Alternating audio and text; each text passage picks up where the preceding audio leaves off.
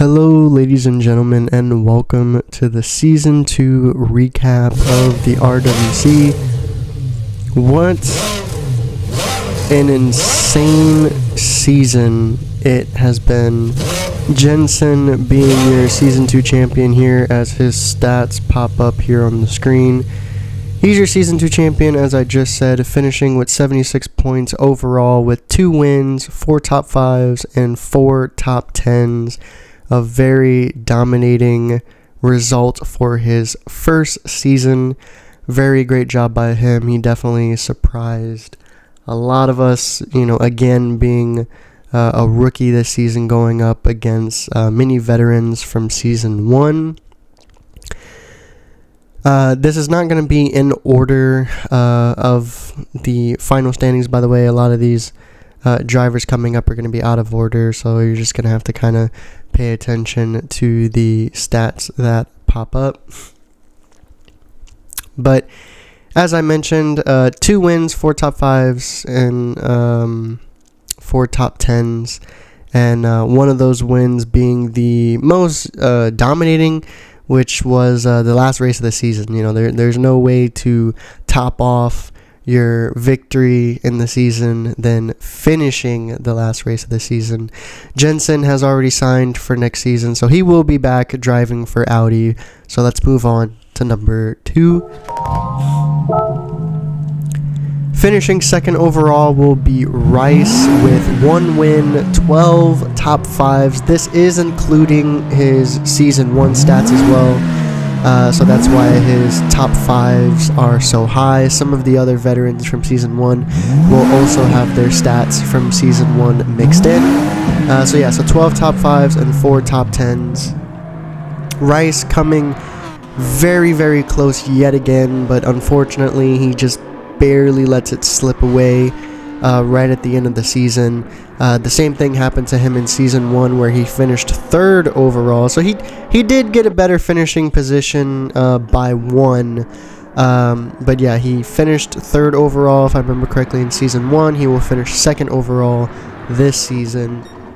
Rumor right now is that Toyota will not be competing next season, however, and he will be switching companies or manufacturers, going into Season 3. We are not yet sure who he is going to be driving for, but speculation is to believe that he will be driving for BMW as their number 2 driver, but that has yet to be confirmed. Just a couple clips going past here of the races through the season, and of course the one where he unfortunately lost the championship in the final race due to his close call. Beautiful save, but that save did cost him, it would have cost him either way. But yeah, Isidro taking over 2nd position and finishing in 2nd place during that race. So we'll see if Rice can finally get the championship in Season 3, or if it'll take longer than he would like it to. Next up, we have another rookie from this season, Gills, who finished 4th overall this season with 51 points. Gills having an extremely strong start, though, having 3 wins in the season. He actually tied Renault's record from Season 1 for most wins within a season. Unfortunately, after getting his 3 wins, he would kind of fall off. He would only get 2 top 5s after that, and he would have 0 top 10s. He is already signed to race next season for Lamborghini, so not much more there for Gills. We'll see him in Season 3. After that, we have Isidro, one of the veterans from Season 1 who finished 3rd overall this season with 62 points. He has 2 wins, 8 top 5s, and 4 top 10s for his career record so far. Definitely one of the more consistent drivers in our roster, I feel like, having a nice balance of everything as far as wins, top 5s, and top 10s.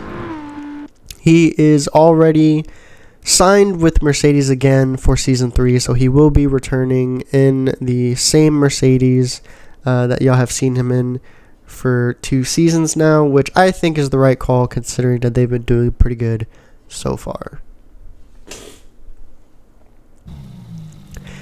Next up, another rookie, Gal, who finished 6th overall with 36 points, 0 wins, 5 top 5s, and 0 top 10s.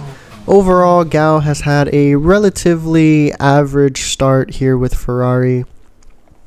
G's Doc, I remember in Season 1, I believe, had about the same performance.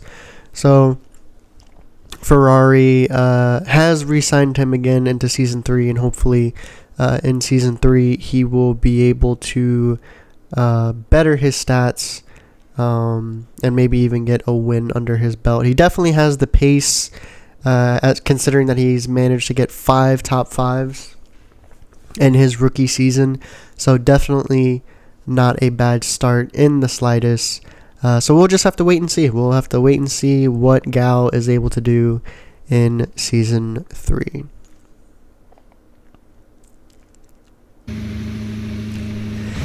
Finishing 11th overall with 24 points will be Ramsey with 0 wins, 2 top 5s, and 2 top 10s. Not terrible as well. Also a pretty average start for a rookie.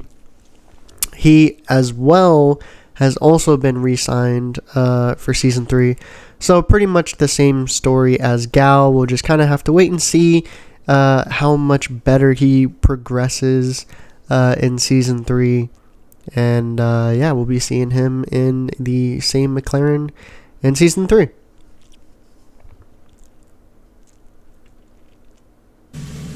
Fourteenth overall with 19 points will be Kudos Khalid with 0 wins, 3 top 5s, and 6 top 10s. This one is a little trickier. Kudos Khalid, of course, being a veteran from Season 1, and so far just not really having the performance that he would want to have with BMW. He has re-signed again, as we mentioned earlier. The rumor is that Rice is going to become his number 2 driver in Season 3, so he is staying the primary driver of the number 1 car. But definitely some things have to change here soon for Kudos Khalid going into Season 3. Finishing 20th overall with 3 points is Hidalgo, 0 wins, 0 top 5s, and only 1 top 10. Very disappointing start to Hidalgo's career here in Season 2. It's a tough field, I get it, and of course being one of the rookies, it's not going to be easy to get up to the top of the grid. So hopefully next season is a little bit more fruitful for him. Hopefully he can kind of get more used to the pace, rhythm, so on and so forth, and eventually make his way up to the higher parts of the grid. Losing my wording here for a second. He did manage to get 1 top 10 though, so he's definitely headed in the right direction. We'll just have to wait and see. Next up, finishing 17th overall with 9 points is Davi, and I'm not gonna lie, Davi had a very backwards season. 0 wins, 3 top 10s, and I made a typo there. Excuse me, I meant 3 top 5s, 7 top 10s.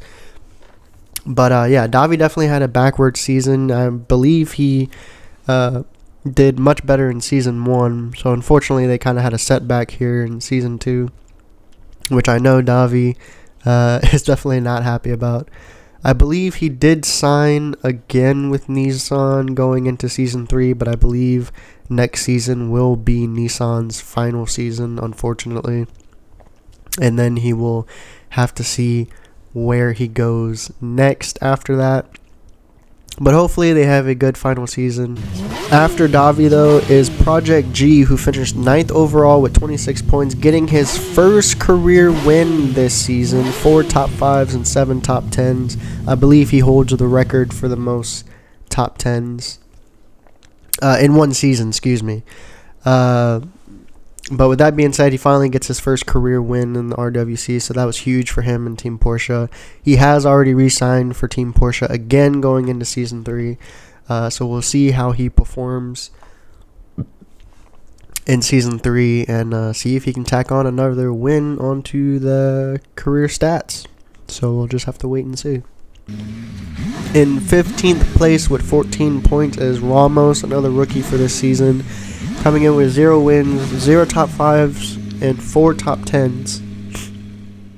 So a little below average maybe, or maybe right on average for another newcomer rookie this season.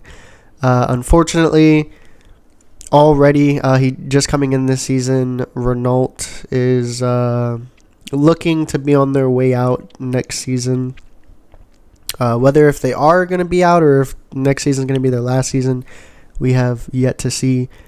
But those are the rumors at the moment. So obviously Ramos being brand spanking new, he'll probably just get picked up by another team as Renault disbands their manufacturer.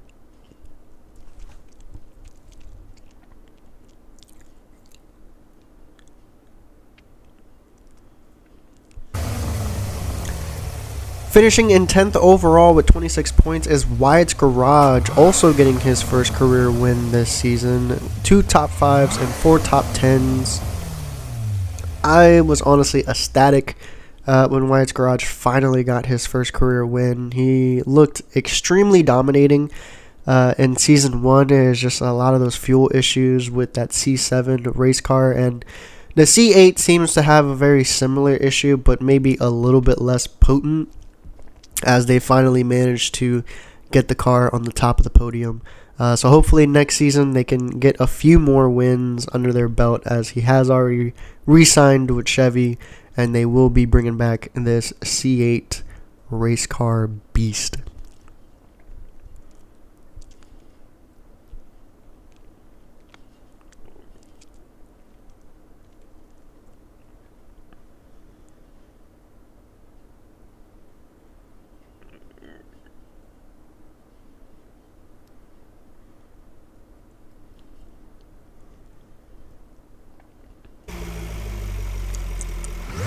Finishing in 13th overall with 22 points is Barth with 0 wins, 2 top 5s, and 3 top 10s. Honestly, as another rookie, I feel like he was definitely on the higher end of performance, especially managing to get that Jaguar into the top 5 twice. So he was definitely one of the more entertaining drivers to look at. A lot of the moves that he was pulling were definitely more veteran-style moves for his rookie debut. So I definitely feel like Barth is a driver to keep an eye out for here going into the future. I believe he has re-signed with Jaguar into Season 3, but that one I would definitely have to fact-check. But we will find out here very soon whether if he will be returning with Jaguar or if he will have to switch to another manufacturer for Season 3. Finishing 5th overall with 43 points, it's the veteran from Season 1, it's Besnard with 1 win, 4 top 5s, and 6 top 10s. Previously driving for Audi, if I'm not mistaken. He switched to Ford for this season and was equally as dominating, just about. I feel like this is roughly around the area he finished in the points in Season 1. So very good drive for him. He has re-signed with Ford going into Season 3. However, they will be retiring the Ford GT and will be switching to the Ford Mustang. So we'll have to see how the Ford Mustang performs compared to the Ford GT going into Season 3. And we'll see what Besnard can do.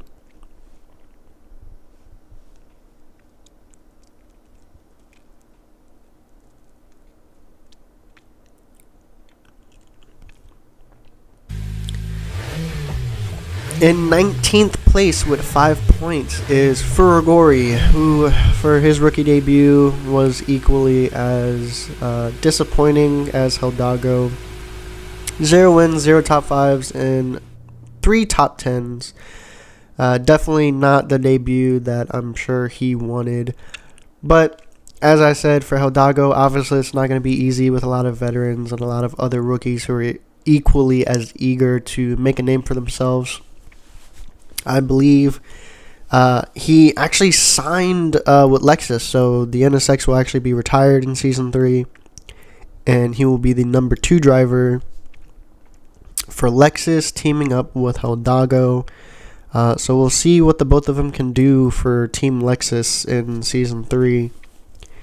And hopefully they both can work together and improve their stats. Now our controversial driver, finishing in 16th place, Perez, with 0 wins, 0 top 5s, and 2 top 10s. How he finished in 16th place was a huge contributor with fastest lap times, which I believe Dodge held the record for in Season 1. So it's not too surprising that it gave him a huge bump in the points. But yes, Perez finished 16th overall. Already, the Dodge Viper is getting retired. He is signing with Ford. So he is actually going to be the number 2 driver for Besnard. So that's going to be a very interesting dynamic to see on track. This is pretty much Perez's make or break, though, with how controversial his first season was, being the cause of some accidents and then being involved in others. So we'll see. He'll definitely have to get himself in check this next season. Finishing 7th overall with 32 points is Mystics, the defending champion from Season 1. Unfortunately, he was not able to defend said championship. However, he will have 3 wins, 3 top 5s, 8 top 10s, and of course 1 championship under his belt. He actually holds the record for the most top 10s. And he, of course, is tied with the record for the most wins, or most career wins out of all the drivers so far. He has already re-signed with Aston Martin for next season, so keep an eye out for him. Finishing 12th overall with 23 points is Fairley with 0 wins, 2 top 5s, and 7 top 10s. She definitely performed way better than Season 1. Season 1, she, I believe, was almost last place or a little further down the order. But this season, she finishes a little higher up on the order, which is really cool to see. Unfortunately, she is the only remaining female driver. In Season 1, we did have 2 other female drivers. But here in Season 3, she's the only one. And going into Season 2, she was the only one. Going into Season 3, she is still the only female driver. So we'll see what she has up her sleeves going into Season 3, because she will be signing with Lamborghini. Mazda will not be competing in Season 3. Unfortunately, we will not hear that rotary no longer. But we'll see what she does in a Lamborghini. Finishing 8th overall with 28 points is Batter. Now, aside from Jensen and Gills, I would say that Batter was probably the most exciting rookie from this season. 0 wins, 3 top 5s, 1 top 10. The fact that he managed to get that many top 5s with a Genesis race car is impressive. 4-cylinder turbo going up against, V6s, V8s, V10s. What Batter managed to do in this car was truly incredible, and he will be signing with Porsche going into the next season. So he will be Project G's number 2 driver, or Porsche's number 2 driver, excuse me. So definitely a better piece of machinery. So we'll see what he will be able to do in Season 3, and I think it's going to be something to watch.